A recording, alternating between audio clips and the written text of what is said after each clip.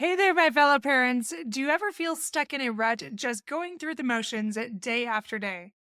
What if I told you that the key to unlocking your family's hidden potential is actually hiding in those uncomfortable, awkward moments we usually try to avoid? Today, we're going to explore how embracing that discomfort can lead to incredible growth for you and your kids.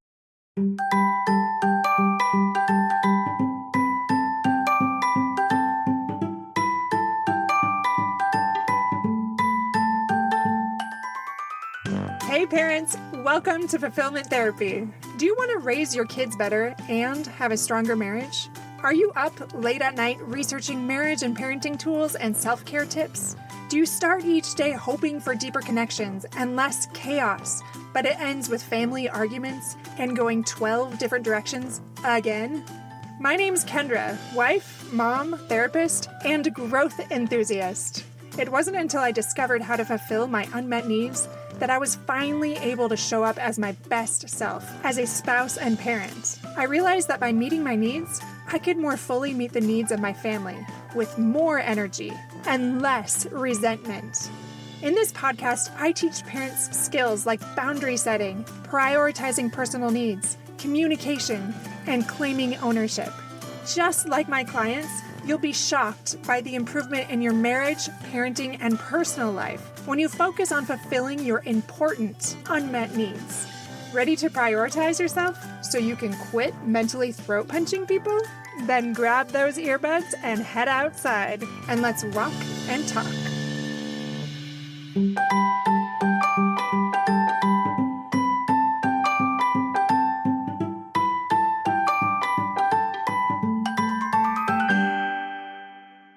Welcome to Fulfillment Therapy. I'm your host, Kendra Nielsen, and today we're diving into the fascinating world of hidden potential, inspired by Adam Grant's book, Hidden Potential.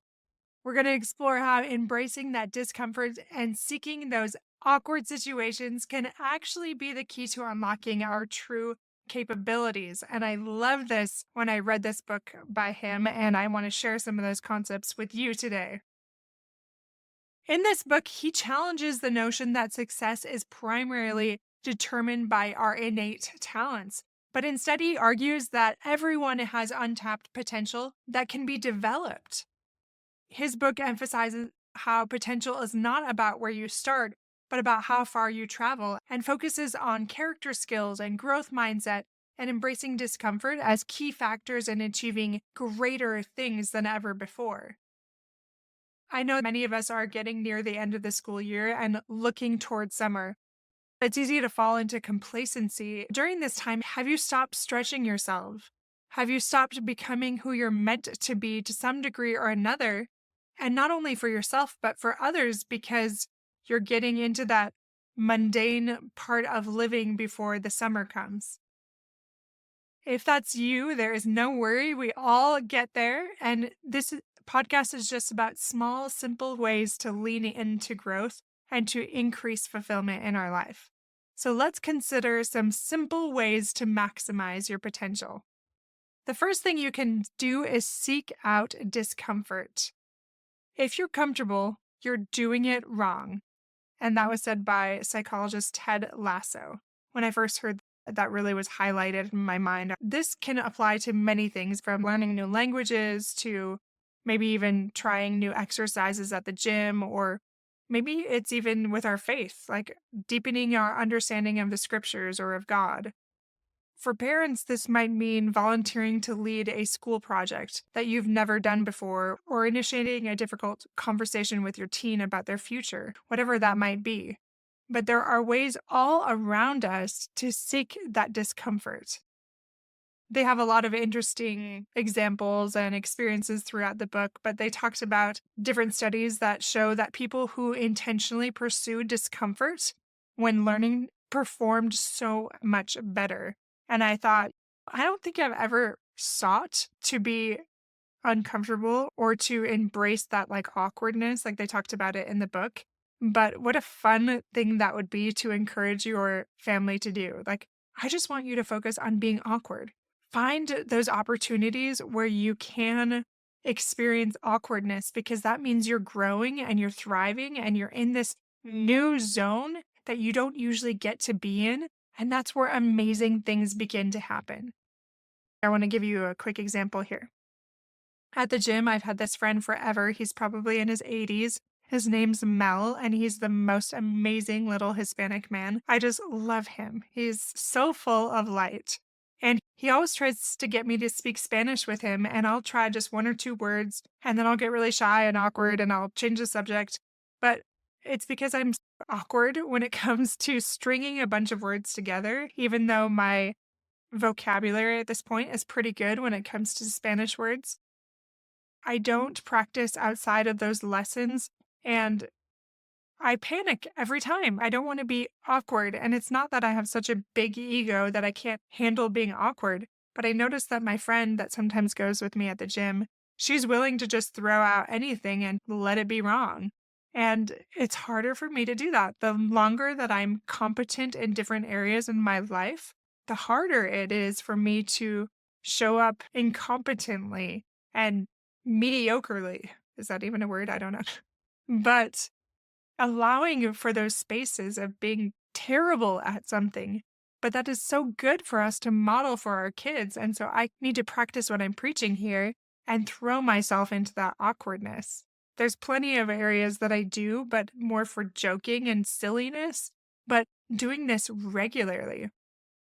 So if you are trying to learn Spanish, for example, or another language, try to strike up a conversation from a Spanish speaking person. Be willing to be awkward. Like in the book, they shared an example of how his friend was just like, I'm just going to try it. He tried to order a newspaper juice when he was ordering food. And I don't even think I would get remotely that terrible. And yet I still hesitate. And maybe you do as well. Another thing that Grant suggests is that growth is less about how well you work. So, can you shift your approach and work more efficiently in less time? For busy parents, this might mean dedicating 20 minutes of undivided attention to your kids instead of an hour of distracted time. And that's so much easier to wrap your head around. So, even in the daily grind of parenting and work and household tasks, there's opportunities to learn and to grow. We can try listening to educational podcasts while we're doing chores or involve our kids in cooking to teach them about nutrition or math. There's so many different areas, even if you feel like, oh, there's not space for it. So whether it's learning new languages through apps or taking new fitness classes or spiritual study or whatever it might be, consistency is also that key to growth. So you could set aside 15 minutes each day to practice a new skill, like learning to code or mastering a new recipe. Zig Ziglar said, the only way to grow is to get out of your comfort zone.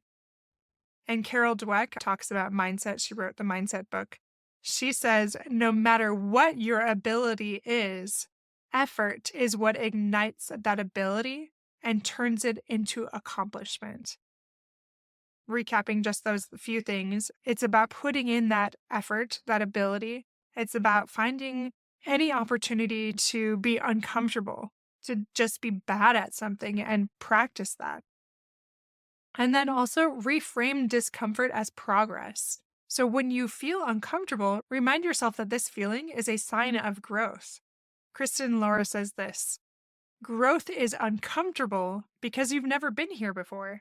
You've never been this version of you. So give yourself a little grace and breathe through it. You can also create a supportive environment. So surround yourself with people who encourage that growth and chuckle with you, laugh with you over silly mistakes. I encourage you to dive in and try more of them. So this could be joining a book club or a fitness class or a parenting group and share those successes and those challenges and those funny stories. Another very simple thing is set those specific achievable goals and break those big goals like learning Spanish down into smaller ones. Or maybe you want to write a book. Start with writing 500 words a day. Or maybe you want to improve your health, but you start with a 10-minute walk. So I challenge you today, my friends, to think of one way you can maximize your potential. How can you grow by seeking out opportunities to be awkward and uncomfortable? What new skill or area of knowledge are you feeling called to improve? As parents, this might mean learning to code right alongside your child or maybe taking up a sport together. For professionals, that could also be volunteering to lead a project outside of our usual scope, or it could be striking up a conversation with a stranger or trying a new dish that you've been curious about. Just keep this in mind as you listen to this quote from Nelson Mandela. He said, "There is no passion to be found playing small, in settling for a life that is less than the one you are capable of living." This is Kendra Nielsen, once again your host, reminding you to embrace discomfort, seek growth, and unlock your hidden potential. Until next time, my friends, this is Fulfillment Therapy. Keep stretching and becoming the best version of yourself. And remember, every moment of discomfort is an opportunity for growth. And I hope it's awkward and weird and crazy and memorable and fun so you can share it for generations.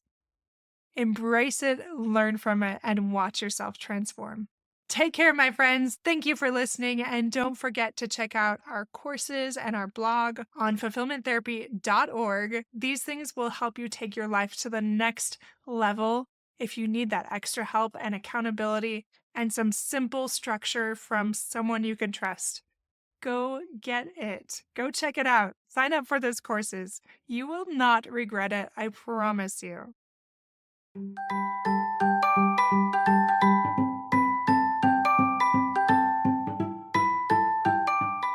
Hey friends, I hope you enjoyed today's episode. If you did, chances are someone else would too.